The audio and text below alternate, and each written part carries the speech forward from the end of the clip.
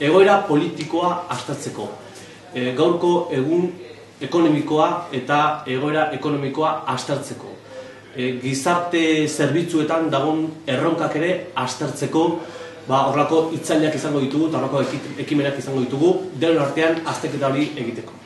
Eta ekimen honi hasiera ostiral honetan emango diogu, eta ostiral honetan izango dugu Xabier Arzalluz zarautzen, ikusten dugulako politika munduan eta euskal politika munduan erreferente importante bat dala, eta berarekin batera ja izatuta dauzkagu Josu Erkoreka egongo dala, Eider Mendoza euskal parlamentaria egongo dala, Arantxa Tapia mobilidad eta diputazioko mobilidade eta Pasaia inguruko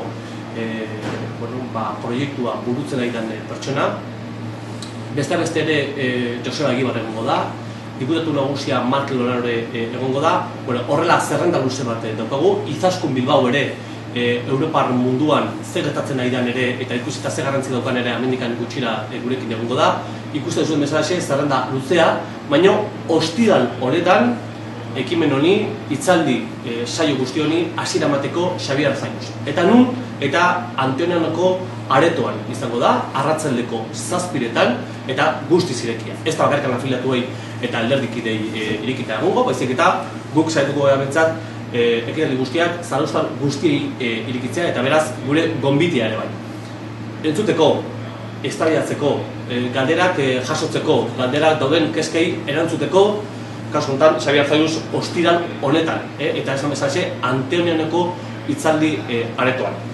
Ikusten duzu bezalaz, 105 urte alderdia zarautzen, 115 Euskal Herrian, nik usteet Euskal Alderdi Jeltzaleak momentuan egoera politiko honi ere aurre egiteko prest dago, indar beteta gaude batez ere zarautzen, ikusten zutena da azken aldi honetan ez bakarrikan egoitza baizik eta afiliatu zenbakia igo egin da, nabari igo dugu, talde oso prestatuta daukagu, erronkaz beteta dago momentu honetan euskal politika eta zarautzen bai proiektu oso sendoa dauzkagu, beraz beharrezkoa da, guk hala ikusten dugu, lidergoa eta lidergo abertzale bat gure herrian.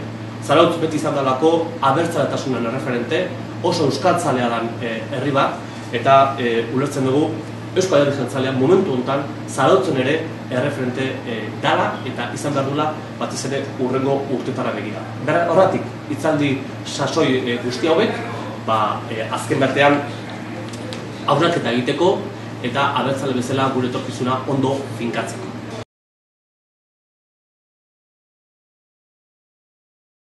Hori izan zaio, ordu beteko saioa izango da, behar 7:08 bere hitzaldia egingo du, eta gaur egoera politikoaren hausnarketa.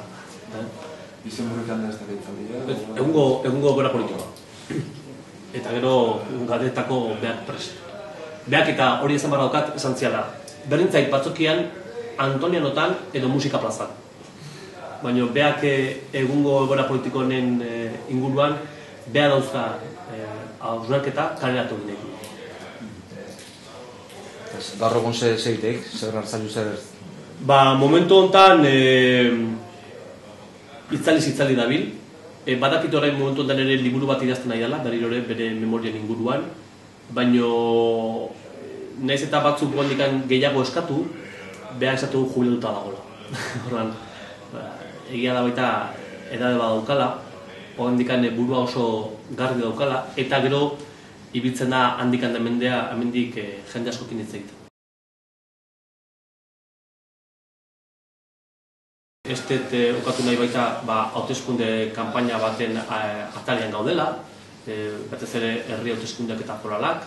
Ikusita gaina egungo egoera politikoan nola datorren, ustet gure lana dela beste hausnarketa serio bat egitea, zarauzko erronkak zeintzuk dian ondo seinalatzea, kudeaketa zorrotz bat egitea, eta hurrengo urtetarako gure egitasmo politikoa zein den ondo adieraztea. Eta hortarako denbora bat behar da, eta bentsat hortara ekingo diogu.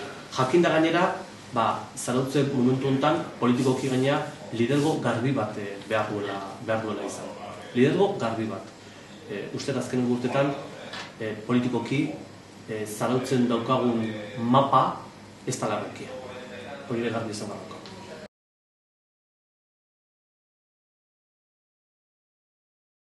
Bi kontu, bat, lehenengo, hau egia da guk esuta dakaula, baina Javia oraindik bankuena dala. Bai? Buka egiana da, pixkanaka guztia ordaintzen. Natural izaten den bezala hor diru kupon bat jartzen da, eta gero juten gana da, afiliatuak kredito bat eskatu, kaso askotan gaina kredito pertsonala bida, eta juten gana da, diru ordaintzen pun. Eta gero egia da baita, taberna bat dakagula, hor Izaro bere garaian, ameneren taberna bat ireki dugula, eta horrek ematen duen rentakin, eta alderdik idean voluntario moduan ematen duen diruarekin, horrela juten gehala ordaintzen. Bai guk, eta bai beste herriko edozein elkarte bezala. Aquí no hay misterios. Gauza da oso gardentasun osoarekin, baten galdatu nahi balen badu, nola egin ditugun, guk gure ikasketa hori erakusteko ez dago ningún problemik. Torri eta kontu garbilak dialako. Hor ez da ningún misteriorik.